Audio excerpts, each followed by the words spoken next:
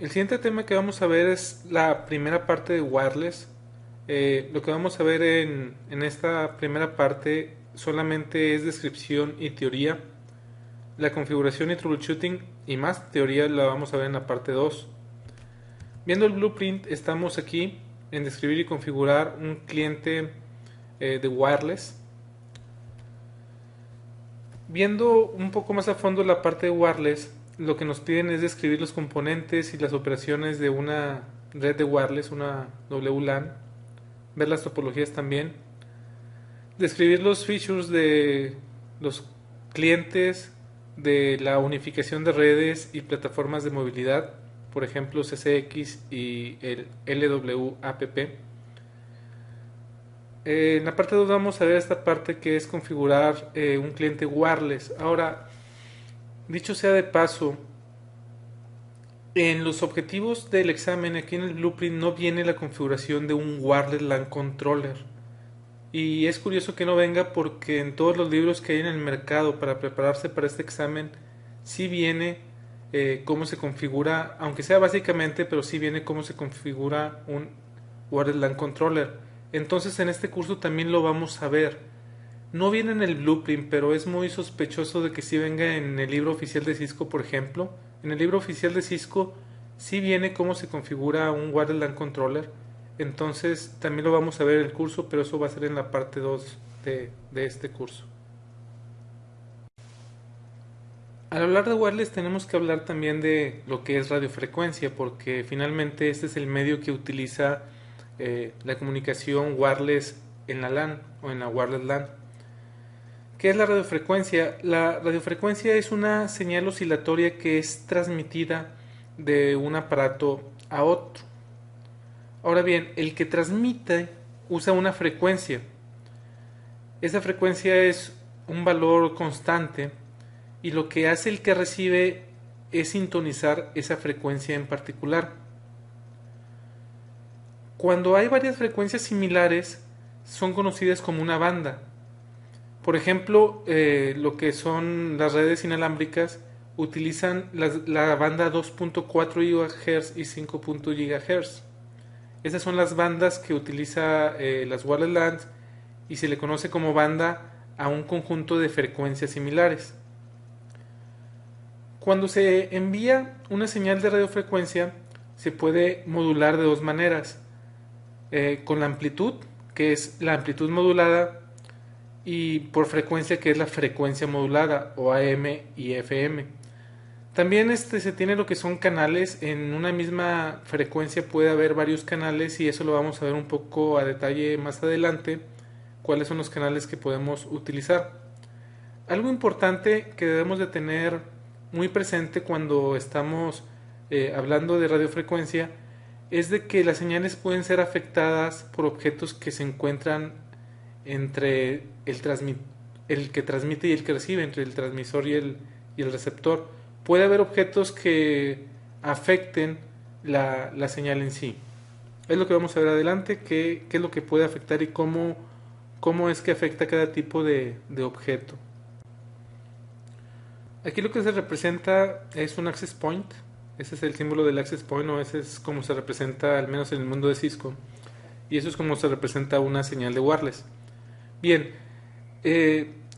lo primero que vamos a ver es que es la reflexión de una señal de wireless, hablando de las frecuencias de 2.4 y 5 GHz.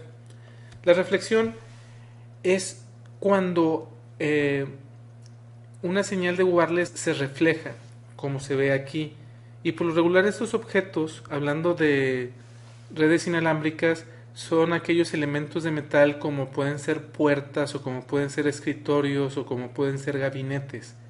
Cuando hay algo de eso de metal, lo que pasa es de que esa señal se refleja en ella. Si estamos hablando de access points que se encuentran en exteriores, no en interiores, un ejemplo puede ser eh, un lago, agua. Agua también lo que hace es que se refleja la señal. Otra manera que una radiofrecuencia puede ser afectada es por refracción. Eso se refiere cuando una señal de de wireless o de radiofrecuencia vaya hacia un elemento que tiene una densidad diferente. Supongamos que esto sea un muro. Si esto es un muro y tiene densidades diferentes en medio del muro porque unas partes son ya sea de metal, otras de aire, otras de concreto, otras de madera, etcétera. Como tiene diferentes densidades, lo que va a hacer la señal es que se va a refractar.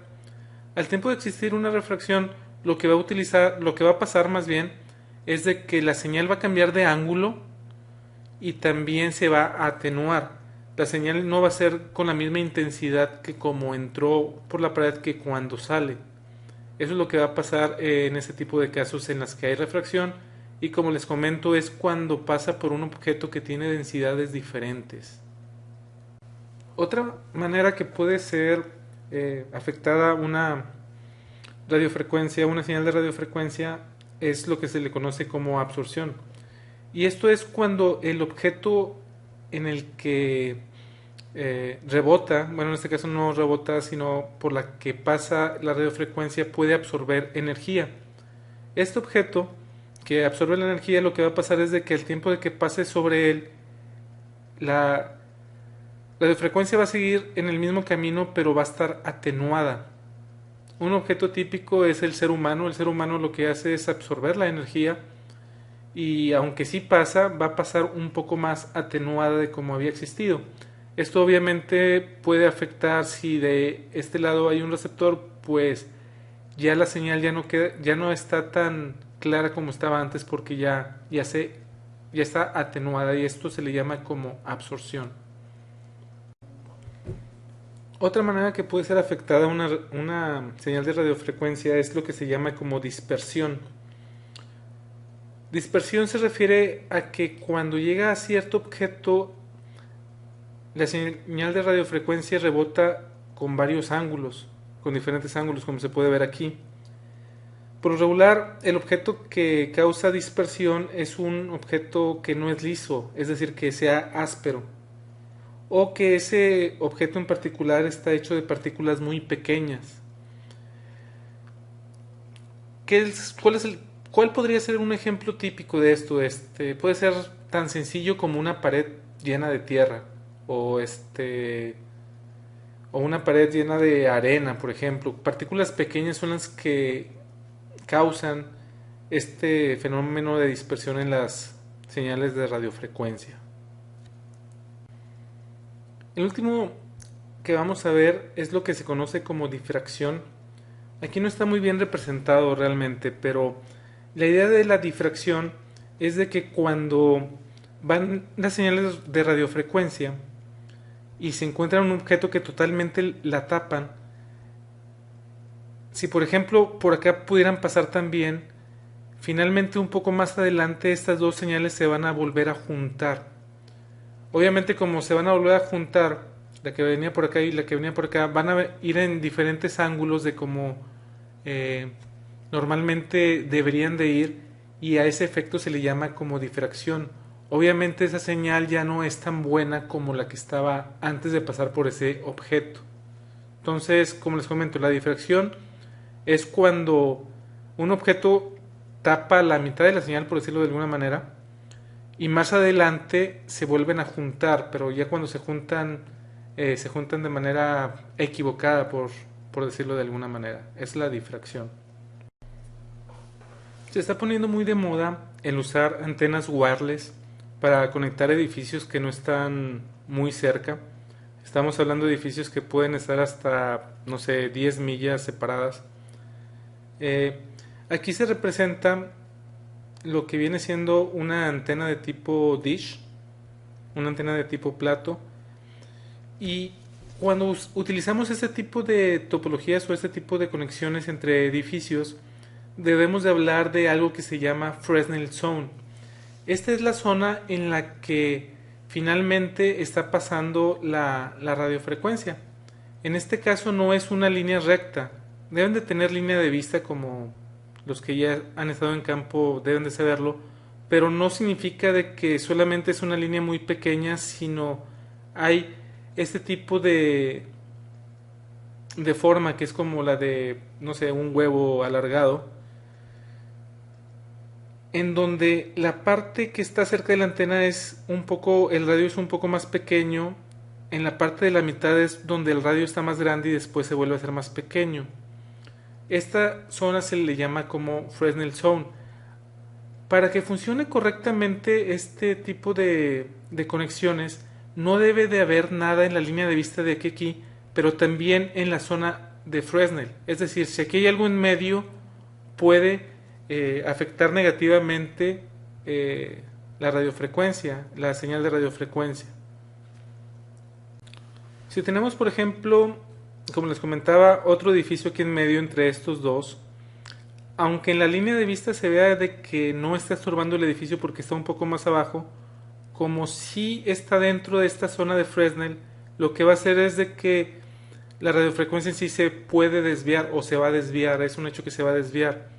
Entonces es muy importante el saber cuál es el radio de esta zona de Fresnel para calcular si realmente vamos a tener una buena recepción o no, o si tenemos que poner las antenas más altas de lo que habíamos pensado. Finalmente esas antenas no están directamente por lo regular en los edificios, sino hay una torre y arriba de las torres es donde se ponen las antenas. Es muy común el ver esto, como les digo, se está poniendo muy de moda. Varios clientes de nosotros tienen antenas Cisco de este tipo de plato para comunicarse. La única desventaja que existe el día de hoy en las antenas de Cisco que yo les veo es de que cuando se viene un aironazo, cuando el aire está pegando duro, se voltean las antenas. El día de hoy al menos, todavía Cisco no tiene antenas de tipo rejilla, porque finalmente las de tipo rejilla el aire pasa por ahí y no se voltean las antenas. Las antenas de plato, la gran desventaja que tienen, sobre todo cuando les comento, están muy arriba, es de que cuando el aire se viene fuerte se voltean, y si se voltean, pues ahora sí que alguien tiene que ir a volverla a alinear. Pero además de eso, de que tenga línea de vista, es importante el entender de que no solamente es de punto a punto, no es una línea recta, sino existe esto que se le llama el Fresnel Zone y todo eso debe de estar totalmente descubierto. ¿Qué tanto es el radio? Vamos a verlo en el siguiente slide. Como se podrán imaginar, el radio de la zona de Fresnel depende de qué tan alejadas estén las dos antenas. Si por ejemplo las antenas están alejadas solamente media milla, el radio va a ser de 16 pies. Si está a una milla es de 23 pies. Si está a 2 millas es a 33 pies. Como pueden ver no es lineal. Si está a 5 millas son 52 pies. Si está a 10 millas son 72 pies. Algo importante que hay que tomar en cuenta también cuando estamos instalando este tipo de antenas es que la curvatura de la Tierra en sí puede afectar. Finalmente, como todos sabemos, la Tierra es redonda. Entonces, si están muy separados, tal vez la línea de vista no se puede hacer, ya que la curvatura de la Tierra hace que no se puedan ver directamente, o que sí se pueden ver, pero esta parte de aquí de la zona de Fresnel le afecte negativamente a la señal de radiofrecuencia. Entonces, eso es lo que hay que cuidar. Estos son los valores que tenemos. Entonces, hay que tener mucho cuidado cuando hagamos la planeación de una conexión de este tipo. ¿Cómo se mide qué tan fuerte es una señal de radiofrecuencia? Bueno, se puede de dos maneras. La más común es la de decibeles, pero también se puede medir por medio de lo que son los watts. Entonces podemos encontrarnos de que una señal es de 15.000 watts o de 500 watts. Eso es común en las frecuencias de radio, por ejemplo, de las estaciones de radio que podemos escuchar en cualquier lado. Como les comento, en las redes wireless es más común ver en términos de decibeles o dB. Una medida de este tipo de decibeles finalmente no es un valor en watts, aunque la señal se mida en watts. Es una relación que existe. Es una relación que existe tomando en cuenta un valor de referencia. Esta escala de decibeles es logarítmica. Eso nos va a ayudar a que tengamos valores más pequeños y no sean valores de, no sé, de 100.000 watts, por ejemplo. La fórmula para calcular los decibeles es 10, el logaritmo de 10 de cuál es la señal en watts entre la referencia. Por lo regular usamos dos referencias. Utilizamos la referencia del miliwatt y la referencia del watt. Entonces, si tenemos una señal, por ejemplo, de 1 miliwatt, si este es el valor de referencia, 1 miliwatt, y las señales de 1 miliwatt va a ser 1 entre 1, que es 1, y el logaritmo de eso va a ser 0. Entonces, 0 decibeles no significa que no tenga potencia. Cuando vemos 0 decibeles, significa de que es igual a la referencia que estamos tomando. En este caso, 1 miliwatt va a tener 0 decibeles con una M al final. Esta M significa que se está tomando como referencia 1 miliwatt. Si por ejemplo la señal que tenemos es de 0.5 miliwatts, si hacemos la fórmula de 0.5 entre 1 y eso le sacamos el logaritmo, nos va a salir un resultado negativo que son menos 3 decibeles. Aquí faltó la M, es dBm porque estamos tomando como referencia el 1 miliwatt. Decibeles negativos no significa que tenga una potencia negativa, significa que este valor es menor al de referencia. Por lo regular, valores negativos de dBm los vamos a ver en las antenas que están en los clientes, no en los access point. En los access point sí vamos a encontrar valores positivos, y por lo regular en la antena que recibe es donde por lo regular vamos a ver valores negativos. Una señal de radiofrecuencia se puede perder totalmente o se puede reducir tanto que al receptor no le sirva como le está recibiendo. La fuerza puede ser reducida o puede ser igual a cero al final. ¿Cuáles son las causas más comunes? Esas no son las únicas, pero las más comunes. Una es el cable que está conectado entre la antena y el transmisor. Si ese cable no está funcionando correctamente, vamos a tener ahí pérdidas. Otra es en sí la distancia entre el transmisor y el receptor. Y esto es muy común el verlo en las estaciones de radio, sobre todo las de AM, que son las que tienen menos distancia. Entre más nos alejemos de la ciudad en la que estamos, esa señal va a estar reducida y vamos a empezarla primero a escuchar con ruido y después no la vamos a poder escuchar. Otras son objetos externos, como ya lo vimos anteriormente. Otro es ruidos externos. Otras son interfaces externas.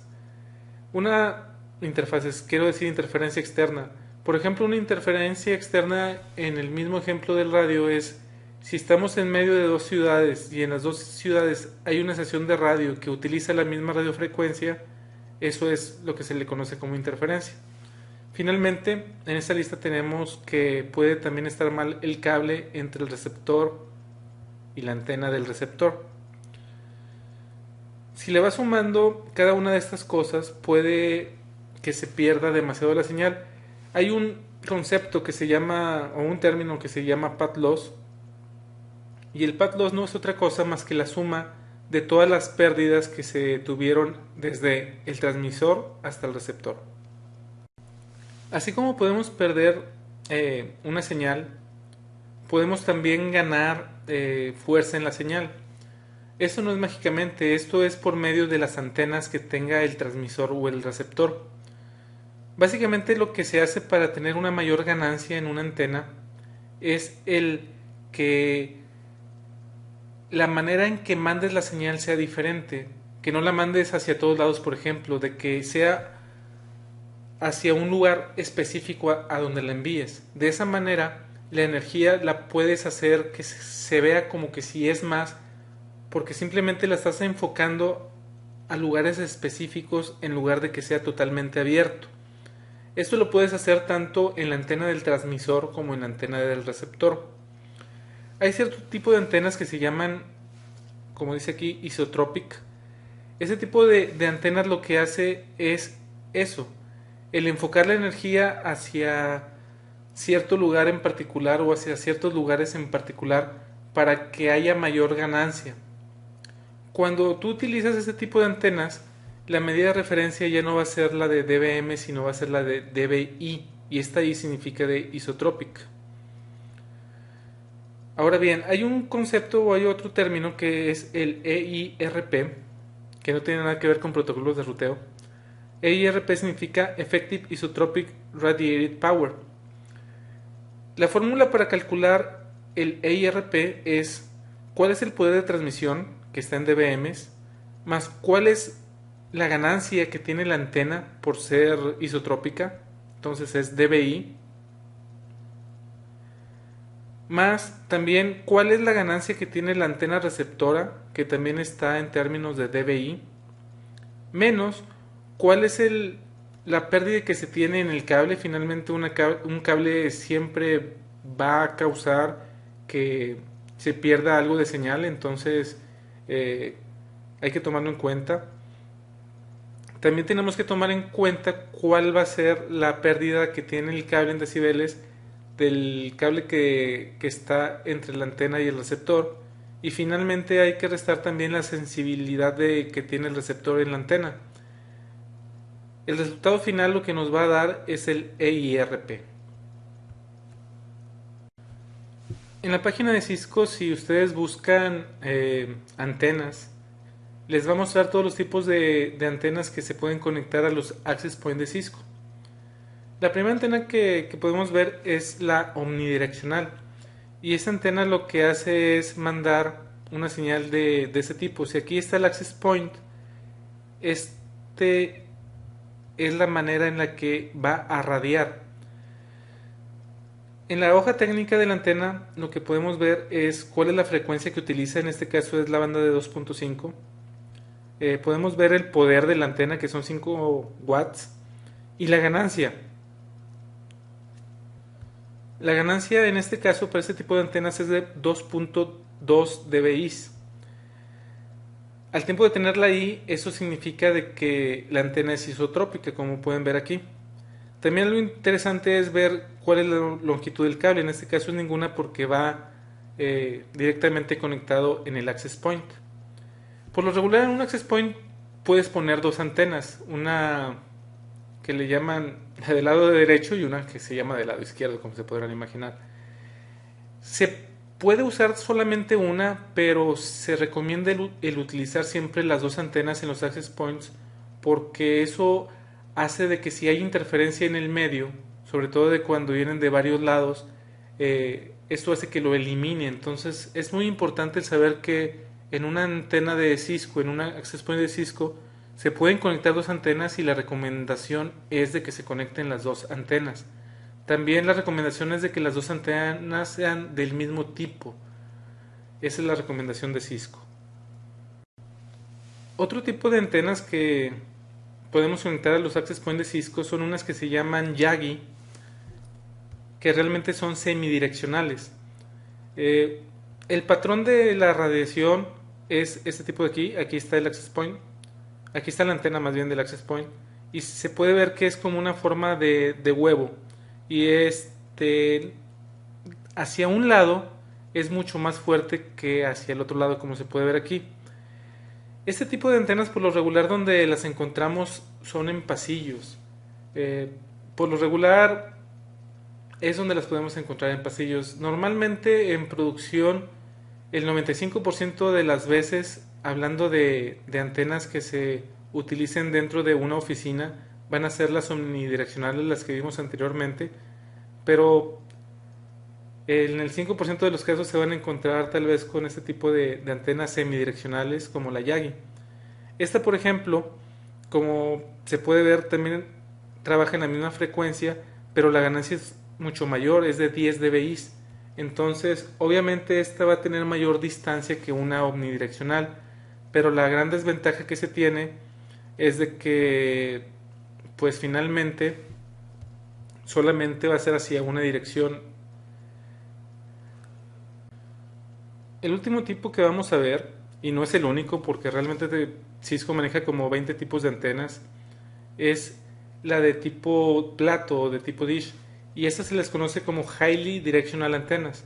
Todas las antenas caen en uno de los tres que acabamos de ver, o puede ser Omni, puede ser Semi o puede ser Highly Directional Antennas. En el caso del dish es para usos fuera de oficinas, es decir, entre edificios. La frecuencia en este caso es la misma de esta antena. La potencia es de 5 watts, pero vean la ganancia es de 21 dBi. Aquí obviamente la longitud del cable, sí hay cables, son de 2 pies. De hecho también en la anterior de Yagi puede ser de 3 pies como se puede ver aquí, o 91 centímetros. En este caso es de 2 pies. Y esta va a ser la ganancia que vamos a tener. Aquí como pueden ver el patrón de radiación es totalmente hacia un lado, hacia atrás es casi nada.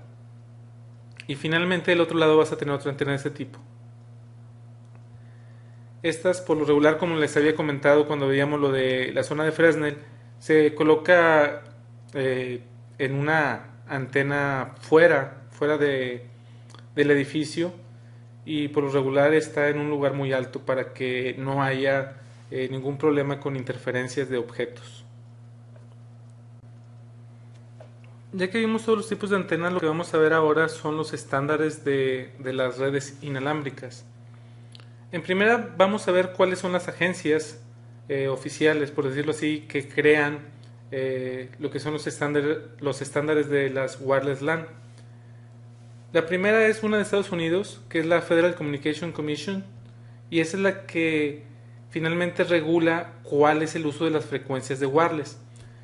Las frecuencias que comentamos hace un momento, las dos, la de 2.4 y la de 5 GHz, esas son bandas no reguladas. Esto quiere decir de que cualquier persona las puede usar y no necesitas de un permiso oficial. Por ejemplo, aquí en México, la agencia que los regula es la Secretaría de Comunicaciones y Transporte. Y si tú vas a utilizar una banda que no está libre, tú tienes que pagar por usar esa frecuencia. Otras agencias que existen que crean estándares, esta no crea estándares, simplemente lo que hace es regularlas, como la CST en México. Pero los que sí crean estándares son dos. Uno es el IEEE, el famoso IEEE, Electrical and Electronics Engineer Institute, y el otro es el ETSI, que es el European Telecommunication Standard Institute. Estos son los que crean, los que han creado y los que crean los estándares del 802.11, que son los estándares para usar las redes inalámbricas. Ya hablando de los estándares que se han creado del 802.11, el primero que existió es el 802.11b. El 802.11b utiliza la banda de 2.4 GHz, que realmente, como les comentaba, una banda es son varias frecuencias similares, por lo que realmente se utiliza desde la 2.4 hasta la 2.5. Esas son las frecuencias que se utilizan. A esta banda también se le conoce como ISM, que significa Industrial, Scientific and Medical. Esta banda tiene 14 canales, pero no podemos usar los 14 canales al mismo tiempo. Solamente podemos usar 3 para que no haya un overlapping, para que no se crucen entre ellas. Si utilizamos frecuencias en el mismo canal, lo que va a utilizar es de que va a haber interferencia. Entonces, si no queremos tener interferencia en esta banda, podemos usar solamente 3 canales diferentes. En el caso de wireless, los que utilizamos es el 1, el 6 y el 11. Esto quiere decir que podemos tener 3 access points sin que entre ellos se den interferencia si uno utiliza el canal 1, si otro utiliza el canal 6 y si otro utiliza el canal 11. Si dos access points utilizan el canal 1, por ejemplo, los dos utilizan el mismo canal y la frecuencia que están usando, o la señal que están usando, llega al mismo lugar, en ese lugar donde llega al mismo lugar, en ese lugar no vas a tener señal, porque están dos tratando de transmitir al mismo tiempo, se va a escuchar puro ruido. La manera de modular esa señal no es ni con AM ni con FM, es decir, no es ni con la amplitud ni con la frecuencia, sino utiliza algo que se le llama Direct Sequence Spread Spectrum o DSSS Modulation. Con este tipo de emulación lo que vamos a hacer es de que vamos a poder tener en esa wireless LAN 1, 2, 5.5 o 11 megabits. Esos son los data rates que podemos utilizar con el 802.11b. Como se podrán imaginar, si estamos cerca del access point sí vamos a poder llegar a los 11 megabits, pero si estamos muy lejos, entre más nos vayamos alejando, no vamos a poder tener 11 megabits. De 11 megabits se va a ir a 5.5. Si nos alejamos más, de 5.5 se va a ir a 2, y si nos alejamos más se va a ir a 1. El siguiente estándar que se creó fue el 802.11g, que también utiliza la misma banda. También, obviamente, como utiliza la misma banda, tiene 14 canales, pero nada más podemos usar 3 al mismo tiempo, que son los mismos, 1, 6 y 11. La gran diferencia es la modulación que utiliza. No usa la DSSS, utiliza la que se llama Orthogonal Frequency Division Multiplexing o FDM, y con esto lo que vamos a ganar es de que podemos llegar hasta 54 megabits por segundo. Otra vez, esto es si estamos cerca del access point. Entre más nos alejemos, en lugar de 54 vamos a tener 48 o 36 o 24 o 18 o 12 o 9 o 6. Si nos alejamos más todavía, lo que va a pasar con el 802.11g es de que es compatible con el 802.11b, entonces también podemos tener 11, 5.5, 2 y 1 utilizando de SSS. Esto es si nos alejamos más. Ahora, si tenemos un cliente que no, su tarjeta de red wireless no es compatible con 802.11g, sí puede usar la 802.11b, y claro que no va a tener estas velocidades, sino va a tener estas velocidades nada más. Aunque esté muy pegado, no va a poder alcanzar los 54 megabits por segundo porque finalmente su antena no lo soporta el estándar de 802.11g. Pero es importante el saber de que un access point que sea 802.11g automáticamente también es 802.11b. El último estándar que vamos a ver a detalle es el 802.11a. Este estándar utiliza otra banda, utiliza la banda de 5 GHz.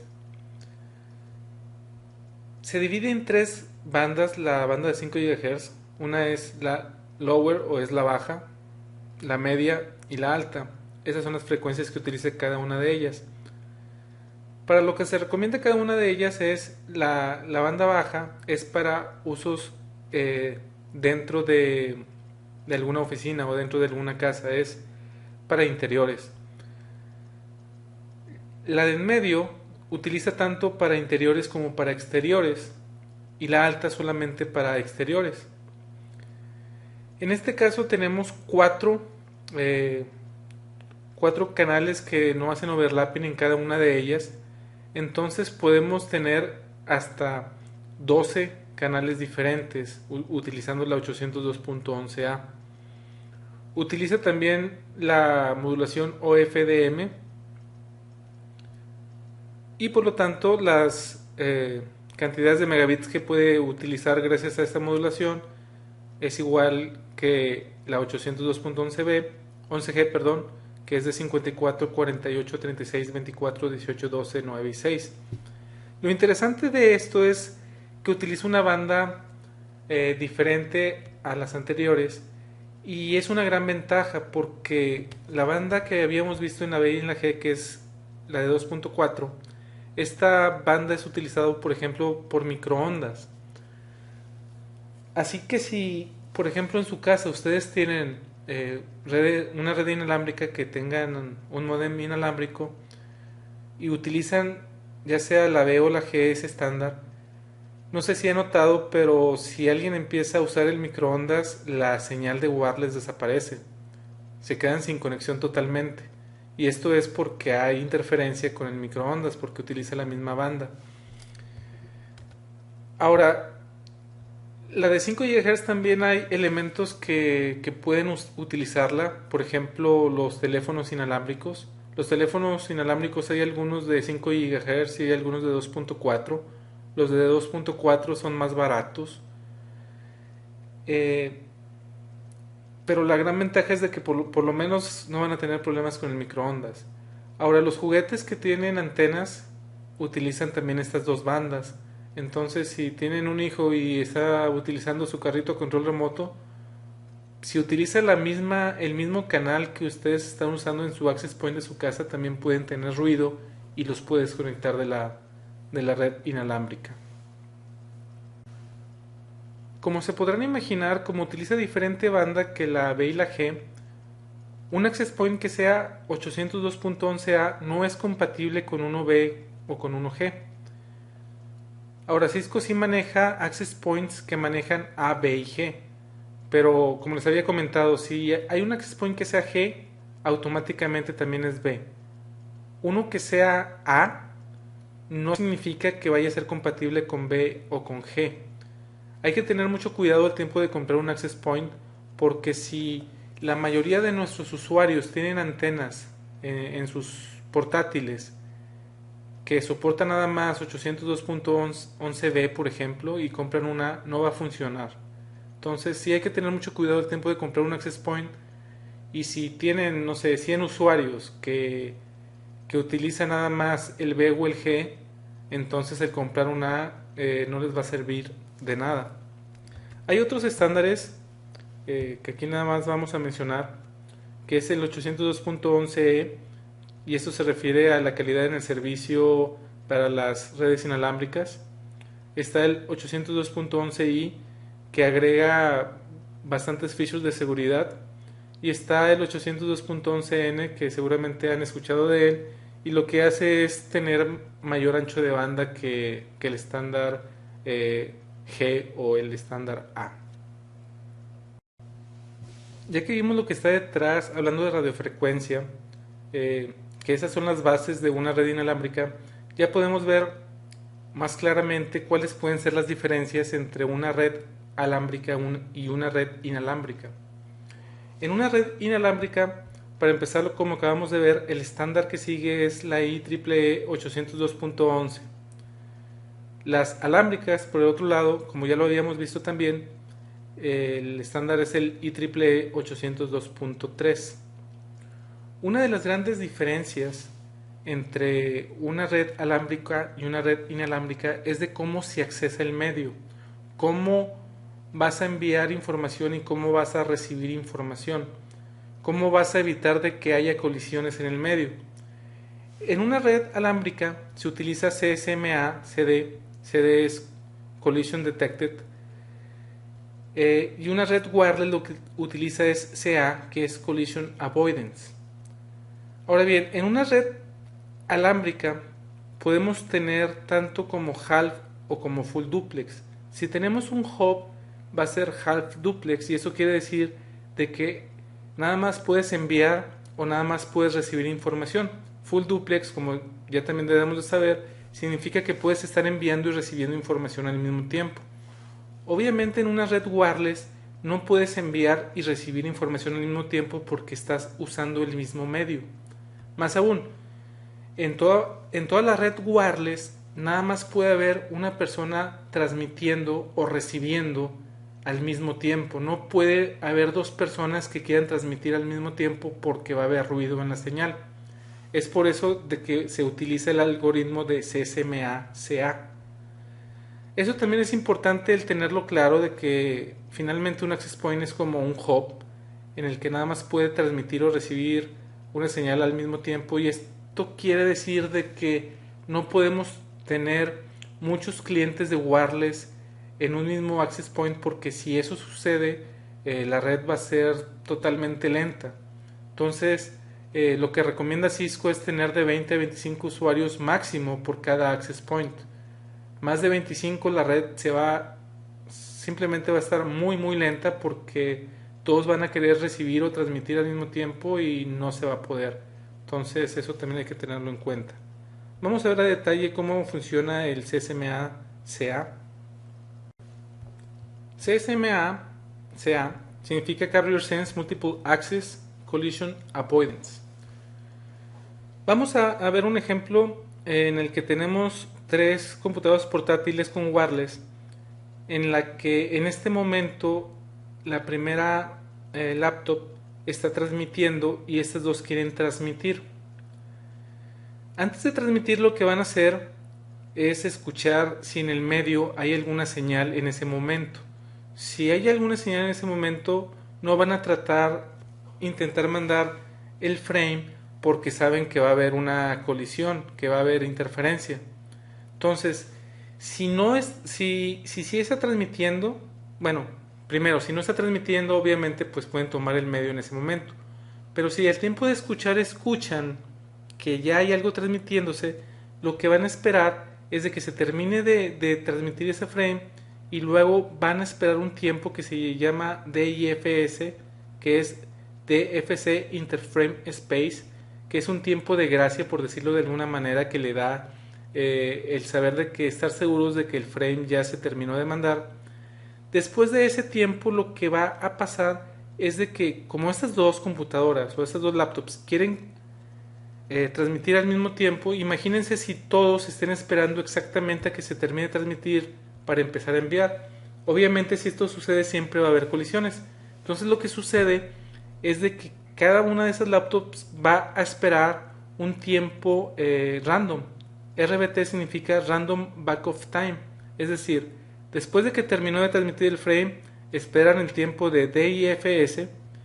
Cuando termina, empieza un contador de un timer que simplemente es random, es al azar el tiempo que van a esperar, y cuando termine ese tiempo empiezan a transmitir. En este caso, este laptop de aquí, el tiempo aleatorio fue menor que el de abajo, entonces como fue menor, este empezó a transmitir. Cuando termina su tiempo, el tercero, esta PC, se da cuenta de que ya alguien está transmitiendo, entonces va a tener que volver a esperar. Igualmente, cuando termina de esperar, espera el tiempo de DIFS, que es el DFC Interframe Space, y después de eso espera un tiempo aleatorio y después ya permite. Esta es la manera en la que funciona el tomar el medio en una red inalámbrica. El siguiente concepto importante también, sobre todo para el examen, es lo que se le conoce como Wireless Service Set. Existen tres. Existe el IBSS, que significa Independent Basic Service Set. Está el BSS, que significa Basic Service Set. Y está el ESS, que significa Extended Service Set.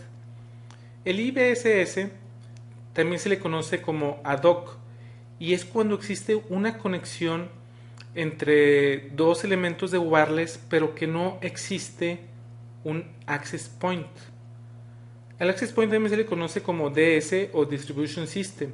En el caso del IBSS se conectan directamente los usuarios finales, no hay un access point en medio. Es lo más importante que hay que recordar en el de IBSS. En el BSS la diferencia es de que para que te puedas comunicar entre un usuario final y otro, debe de haber algo en medio que es un access point. Entonces, la asociación que existe es de la laptop hacia el access point y del access point hacia la laptop. En un BSS jamás va a haber comunicación directa entre dos computadoras wireless. El último es el ESS, que es el Extended Service Set, y es cuando el access point está conectado a la red alámbrica. Cuando tenemos un switch en medio entre un access point, puede ser 1, 2, 3, 4, 5 access points, los que sean, o nada más puede ser uno, no importa. Si el access point está conectado a un switch, es ESS, porque lo que estás logrando hacer es de que los que se conecten al access point tengan acceso también a la red que es alámbrica, no solamente a la inalámbrica.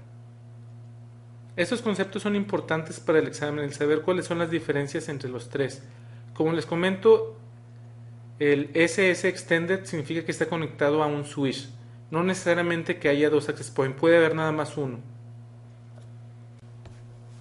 Ahora bien, hablando de los service set de BSS y ESS, que son cuando tenemos un access point, es decir, cuando los clientes no se pueden comunicar directamente, ¿cómo es de que el cliente se asocia a ese access point? Como dice aquí, debe de haber una membresía entre el cliente y el access point. Debe de haber por lo menos esas tres variables. Una es que el SSID, Service Set Identifier, sea el mismo. El SSID, si ustedes se han conectado a una red wireless, lo primero que ven cuando se van a conectar con su cliente es de que vienen algunos nombres. Por ejemplo, si van al aeropuerto, a lo mejor dice aeropuerto, o a lo mejor si van a un restaurante, dice Starbucks, por ejemplo. Ese es el SSID. Cuando están en un edificio donde hay varias empresas, por lo regular van a encontrar un número de SSIDs.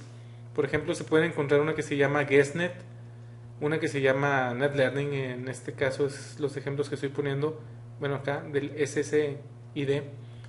Y ustedes van a elegir a la que ustedes tienen acceso. También el data rate, es decir, los megabits deben de ser compatibles y debe de haber una autenticación para que te puedas tú asociar a ese access point. Hablando de autenticación lo vamos a ver a detalle, pero les adelanto que un tipo de autenticación es no tener autenticación. Ahora, un access point puede manejar varios SSIDs o solo uno. En una empresa por lo regular hay dos tipos de SSIDs. Uno que es el que se utiliza para accesar todos los recursos de la red de esa empresa, y hay algunas empresas que utilizan uno segundo que le llaman GuestNet, que es para los invitados, es la red de invitados, y por lo regular a lo único que tienen acceso es a internet, no tienen acceso a otra cosa. Entonces el access point básicamente lo que tiene cuando tiene dos SSIDs es una conexión trunk, y esa conexión trunk lo que va a hacer es mandar a la VLAN de guest los que se hayan conectado con el SSID de guest, y a la VLAN de NetLearning o a la VLAN de producción, donde pueden accesar todos los recursos como impresoras y servidores, a esa VLAN los que se hayan conectado con este otro SSID. Tal vez, por ejemplo, para la red GuestNet no hay autenticación, tal vez para esta sí la haya, seguramente debe de haberlo, si no estamos en graves problemas. Básicamente, en modo muy general, esta es la manera como la que se asocia un cliente. El cliente obviamente debe de tener un software en su máquina. Por lo regular ese software se le llama en términos de wireless el supplicant o suplicante, por decirlo de alguna manera. Entonces ese software es el que les va a ayudar a elegir a cuál SSID se van a conectar y si van a requerir de algún tipo de autenticación en ese mismo cliente, es en el que lo van a configurar. En la segunda parte de ese tema vamos a configurar el cliente de Cisco, el ACU y el ADU. Esos son los clientes que vamos a utilizar, pero no son los únicos obviamente. Esos son los dos de Cisco, que son los que nos piden en el blueprint, pero pues puede haber un cliente de IBM, un cliente de Dell, inclusive un cliente de Intel, por ejemplo. Hablando de los mensajes que se envían entre el cliente y el access point, lo primero que envía el cliente es un prop request y el access point se lo responde diciéndole aquí estoy. El prop lo que básicamente dice el cliente es estás ahí, y el access point le responde. El access point agrega la MAC address de la dirección de la red inalámbrica, de la tarjeta de la red inalámbrica, a su tabla de asociaciones. El access point después le envía un authentication request, un requerimiento de que se tiene que autenticar. El cliente lo debe de responder. Ya después de que se autentica, ya se envía un requerimiento de asociación y se responde, y ya es cuando finalmente ya está la asociación hecha con el access point. Hablando un poquito más a fondo, lo que sucede cuando se autentica es primeramente lo que debe de hacer es de que el SSID debe ser igual, es decir, en el cliente tú le vas a configurar que te quieres conectar al SSID que se llama NetLearning. Después de eso se va a tratar de autenticar con el access point. Cuando se autentica, también además de la autenticación, ya sea con usuario y password, o sea nada más una llave, y eso lo vamos a ver más adelante, también opcionalmente se pueden encriptar los paquetes que van por la red wireless. Si se encriptan, esto se le llama como data privacy. es decir, tus datos son privados, tus datos que estás mandando están encriptados de alguna manera. Esto es opcional. También opcional tenemos lo que es el Packet Authentication, y esto quiere decir que tienes integridad de tus datos. Esto quiere decir de que de esta manera tú puedes asegurar que el paquete que estás recibiendo es el paquete que tú estás esperando de la persona que te lo está enviando, del aparato que te lo está enviando. Tú estás seguro de que sí te lo está enviando ese aparato o esa persona. Entonces a eso se le llama Data Integrity. Una cosa es de que vayan encriptados y otra totalmente diferente significa que estén autenticados. Autenticados es saber si quien te lo está enviando realmente te lo está enviando, y la otra es de que vayan encriptados. Y por último es el Association Handshake, que eso es lo que les comentaba de los paquetes de Association Request y Response. Hay varios tipos de autenticación. Hay dos en particular que se llaman Legacy. Legacy significa que son los antiguos, los viejos. Y como les comento, son dos tipos los que caen en este tipo de autenticación. Una es la que se llama Open Authentication, y eso significa que la autenticación está abierta y que no hay autenticación, es decir, no necesitas de un password para poder autenticarte con ese access point. Obviamente esto no es nada seguro. Otro de los tipos es lo que se le llama como PSK o Preserved Keys, y eso significa que es una llave que está definida estáticamente y que se configura en el software del cliente, que como les había comentado, el software del cliente se llama Supplicant, y también se configura estáticamente en el access point. Es por eso que también se llaman como llaves estáticas de tipo web. Estas llaves no son muy seguras. Web significa Wireless Equivalence Protocol. Esta misma llave de web puede ser usada como llave de encripción, es decir, todos sus paquetes sí pueden ir encriptados utilizando esta misma llave de web. Aquí dice que no se escala muy bien, y eso significa que a cada usuario le tienes que estar dando la llave de web, y por lo mismo no es tan sencillo el estar cambiando esa llave de manera muy seguida, porque si la cambias en el access point la vas a tener que cambiar en todos tus clientes. Además ya hay software que rompe este tipo de llaves muy fácilmente, es decir, tú si buscas en internet web hacking o wireless web hacking, te vas a encontrar con muchas herramientas en las que simplemente tú te vas a asociar con el SSID, te va a pedir la llave, va a estar escuchando todas las conversaciones, y aunque vayan encriptadas con un web, lo que va a hacer es quebrar esa llave en 5 o 10 minutos máximo. Y ya que tienes la llave, pues te puedes asociar tranquilamente al access point. Entonces, esto no es muy seguro que digamos. Se usa todavía bastante en el campo. Esto, por ejemplo, a los que utilizan o los que tienen Infinitum aquí en México con el two-wire que maneja Telmex, son ese tipo de llaves las que vienen preconfiguradas en los equipos. Entonces, si su vecino sabe un poco de redes, se puede buscar en Google una manera para quebrar esa llave de web y poder accesar su internet sin tener que pagarlo. Las nuevas maneras de autenticar, hablando de Wireless LAN, es lo que se le llama seguridad basada en EAP. EAP significa Extensible Authentication Protocol. Este protocolo está definido en el RFC 3748 y hay algunas variantes que se cubren en el RFC 4017. Este protocolo en sí no fue diseñado para wireless, fue diseñado originalmente para usuarios de PPP. ¿Cuáles son las variantes de EAP? Tenemos LEAP, que significa Lightweight EAP, que también se le conoce como EAP Cisco. Como se podrán imaginar, este protocolo fue creado por Cisco. Tenemos algunos que sí son estándares, como el EAP-TLS. TLS significa Transport Layer Security. Ese sí es Open Standard. Está el PEAP, que significa Protected EAP, o también se le conoce como EAP-PEAP. Ese también es estándar. Y está otro de Cisco que se llama EAP Fast.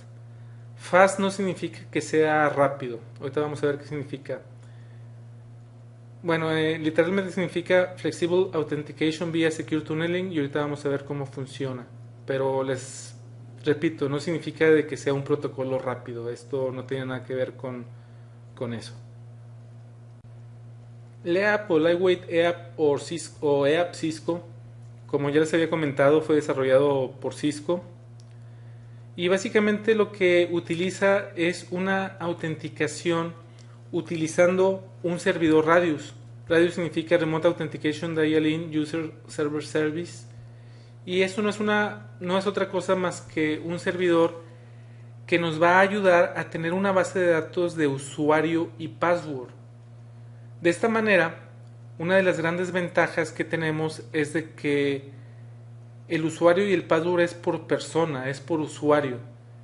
Y si queremos cambiarlo, nada más tenemos que ir a cambiarlo a ese servidor y decirle al usuario que lo cambió. De hecho, el Radius puede interactuar con, por ejemplo, con directorio activo, para que cuando el usuario cambie su password en directorio activo, este se vea en el Radius y ahora puede cambiar el password él solo y no tenemos que ir nosotros como administradores al servidor.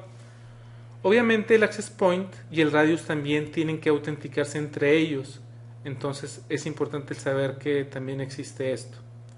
Se utilizan users y passwords como tal, y también hay llaves de web, pero estas son generadas dinámicamente por el servidor Radius, y cada llave web es diferente para cada una.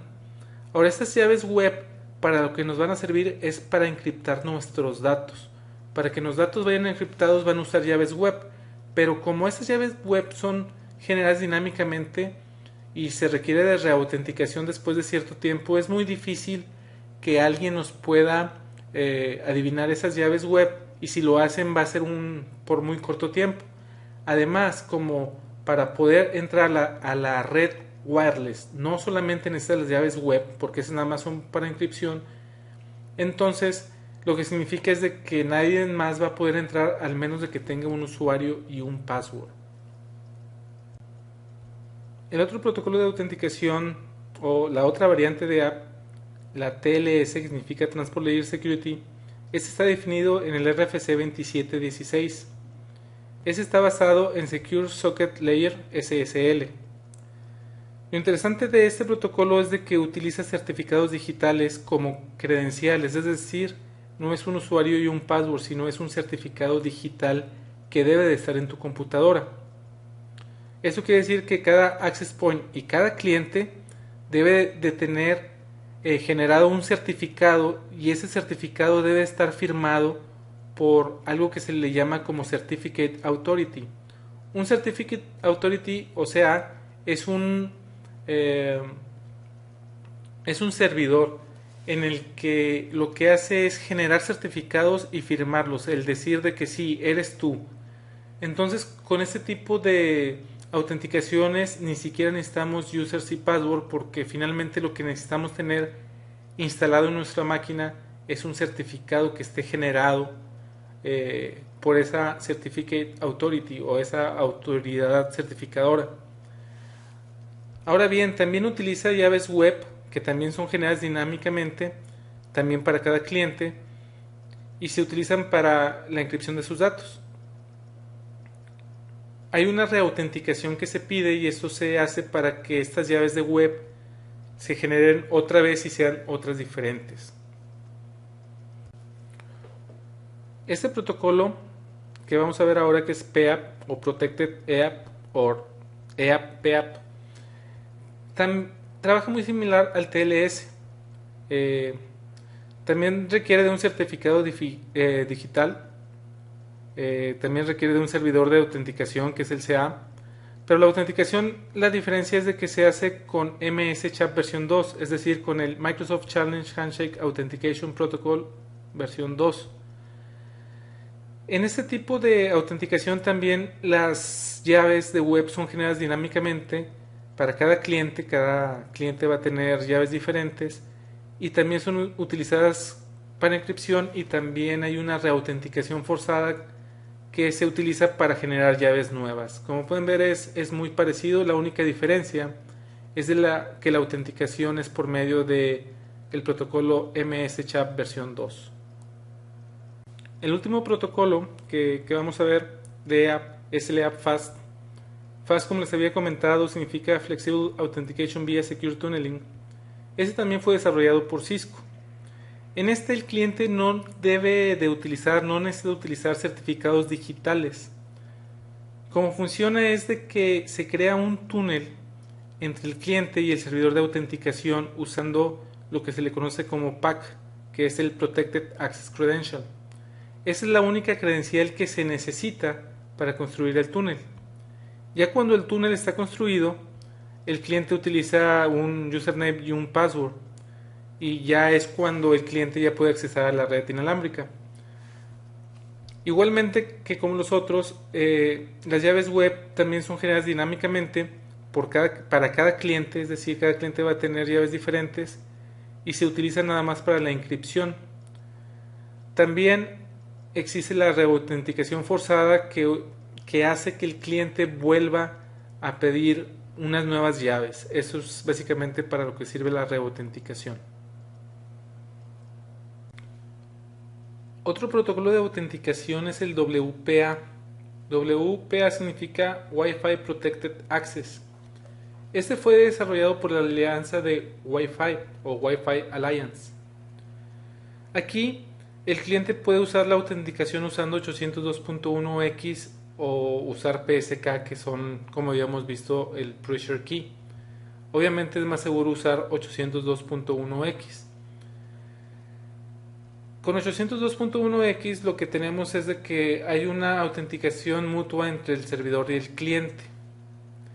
Aquí también tenemos lo que se le llama Data Privacy, que es decir que nuestros paquetes van a ir encriptados, y lo que utiliza para encriptar los paquetes es el protocolo TKIP, que significa Temporal Key Integration Protocol. La diferencia de WPA con EAP es de que aquí sí tenemos Data Integrity. Si recuerdan, les había comentado que Data Integrity significa el autenticar de que quien te está enviando ese paquete es quien dice que te lo está enviando.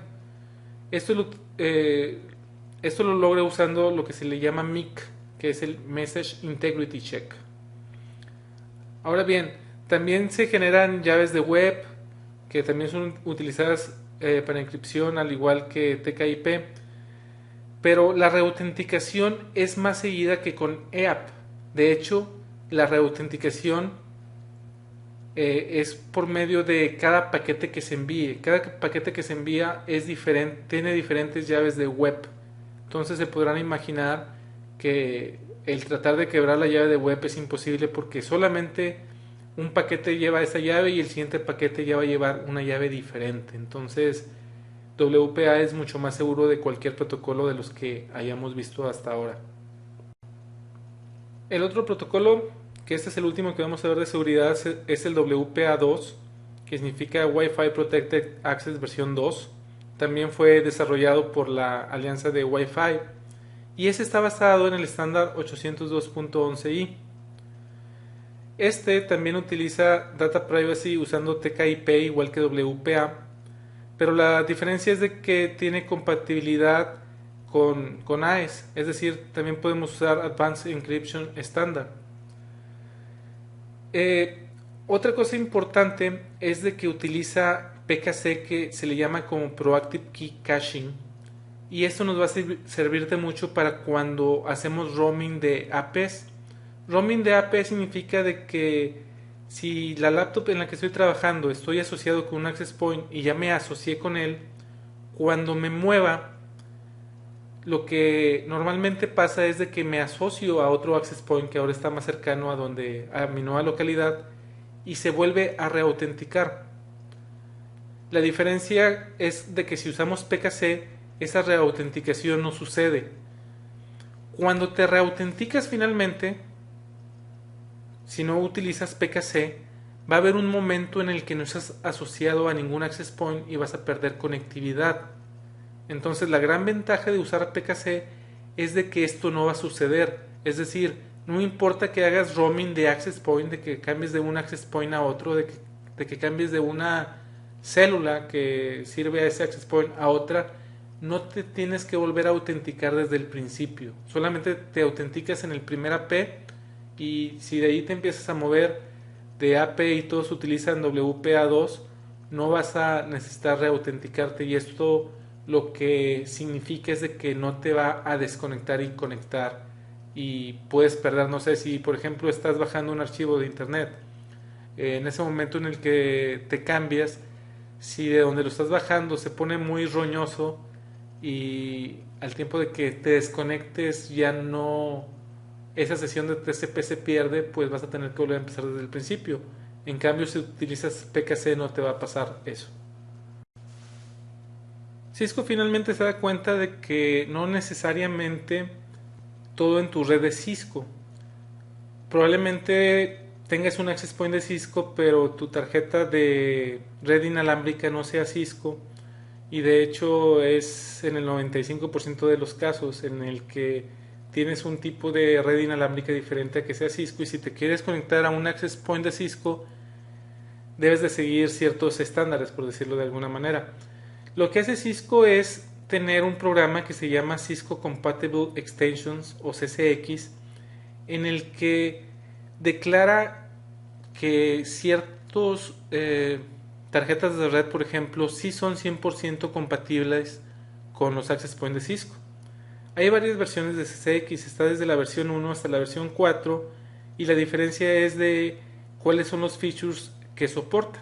Por ejemplo, CCX versión 1 es 802.11 lo básico, compatibilidad con Wi-Fi, autenticación 802.1x con LEAP, y puedes tener múltiples SSIDs. Eso es lo que maneja CCX versión 1. CCX versión 2 ya maneja WPA, igualmente maneja 802.1x Authentication, ya tienes el Fast Roaming con CCKM, y también está lo del RF Scanning para las Wireless Line Site Surveys.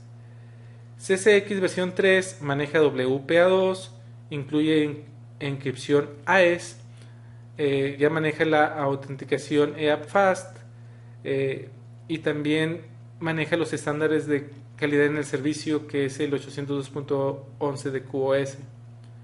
Finalmente, al menos hasta el día de hoy, existe la CCX versión 4, que ya soporta lo que es NAC, que es el Network Admission Control.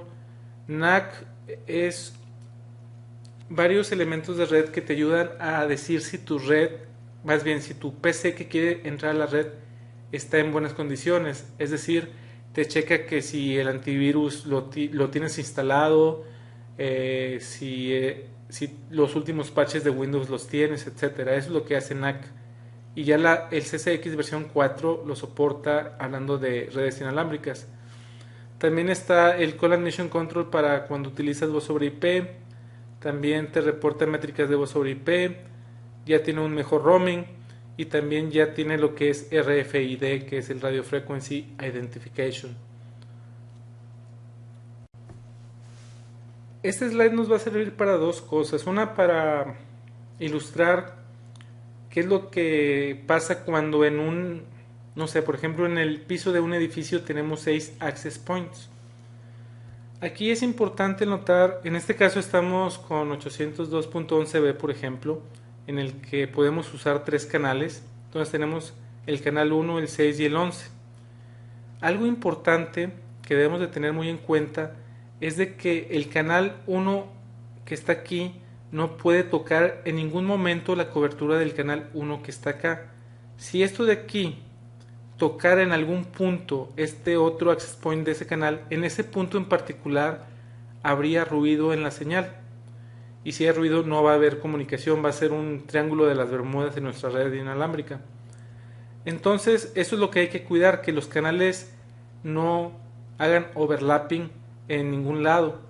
Entonces, la manera más sencilla de hacerlo es poner el canal 1, 6 y 11 de esta manera, para que el 1, el 6 y el 11 sí haya overlapping, y en estos puntos de aquí no haya interferencia. Finalmente vas a estar conectado o a este access point o a este access point, y como los canales no se van a hacer ruido porque son diferentes, no va a haber ningún problema. Ese es el layout. Cuando nos toca hacer un site survey se refiere a identificar en qué lugares vas a poner un access point. Tenemos que tomar en cuenta el que los canales no se hagan overlapping, y si se hacen overlapping, que sean canales diferentes. Entonces ese es el típico ejemplo en el que cómo debemos de acomodar los access points para que no haya overlapping entre el mismo canal, porque como les comento, pues simplemente no va a haber cobertura ahí porque va a haber interferencia. Ahora, es diferente hacer el site survey a diferentes velocidades. Por ejemplo, si tenemos este piso y hacemos el survey a 2 megabits por segundo, nos encontramos que necesitamos 6 access points. Pero si hacemos ese mismo survey pero a 5.5 megabits, nos encontramos que ahora no necesitamos 6, necesitamos 12. ¿Cuántos access points ocupas en cierto lugar? Todo va a ir dependiendo de qué tanto elementos, por ejemplo, de metal existan, que nos puedan hacer que rebote la señal. Entonces, el decir de que en una oficina de 20 metros por 20 metros ocupamos 2 access points no es cierto, depende de cada piso. Entonces, el comprar los access points sin hacer un site survey es una muy mala idea. Lo ideal es de que alguien que sepa hacer site surveys lo haga, para que pueda determinar con exactitud cuántos access points vas a necesitar para que realmente haya señal en todos lados, y obviamente hablar con el cliente y el saber exactamente a qué velocidad quieren estar trabajando, porque obviamente si queremos trabajar, si estamos hablando del 11G, si queremos trabajar arriba de 50 megas, pues vamos a ocupar muchos access points. Lo interesante también es ver el layout cuando son varios pisos, porque finalmente el techo a veces no es tan fuerte, por decirlo así, o no es tan denso para que la señal del access point de un piso de arriba o de un piso de abajo no pase. Entonces tenemos que cuidar también los canales entre los pisos, porque finalmente si utilizamos la misma frecuencia entre este access point y ponemos otro access point aquí y es la misma frecuencia, seguramente todo este lugar de aquí no va a funcionar adecuadamente. Entonces debemos de también de cuidar esto en tercera dimensión, no nada más visto por aquí, que es desde una vista aérea, sino verla también desde una vista desde 3D. ¿Qué es lo que sucede cuando cambiamos de access point porque nos cambiamos de lugar? Bueno, hay dos maneras. El cliente puede de manera proactiva estar buscando otro access point antes de necesitar el roaming.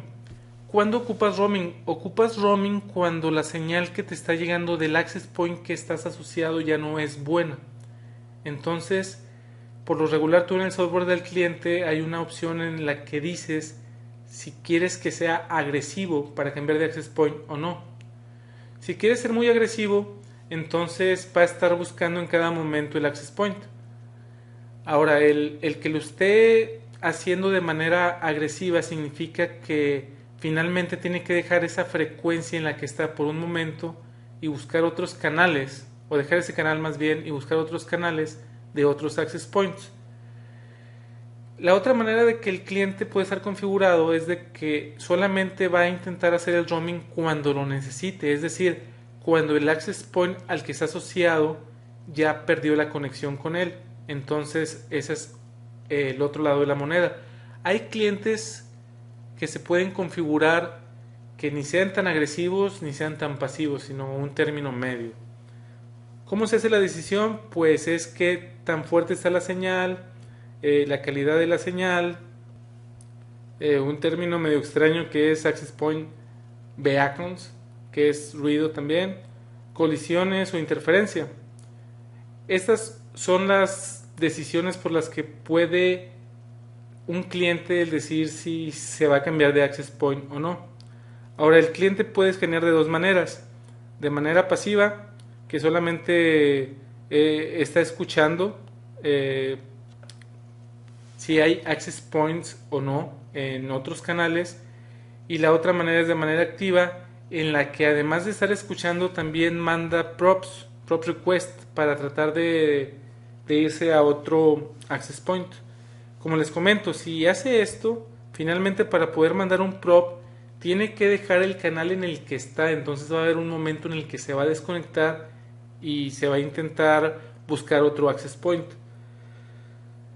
Hay escenarios en el que esto no lo quieres tener, es decir, de que el cliente no sea tan proactivo en cambiar de access point porque se puede estar haciéndolo cada rato y el cliente finalmente va a sentir que la red inalámbrica está muy lenta. Con esto terminamos la primera parte de wireless. En la segunda parte vamos a ver un poquito más de teoría, pero además de la teoría vamos a ver cómo se configura el Wireless LAN Controller. Bueno, primero vamos a ver qué es un Wireless LAN Controller y después vamos a configurarlo. Y también vamos a configurar el cliente de Cisco o los dos clientes de Cisco, el ACU y el ADU. Cualquier duda que tengan, ya sea de la primera parte o de la segunda, en los foros va a haber una parte de wireless en la que pueden hacer sus preguntas.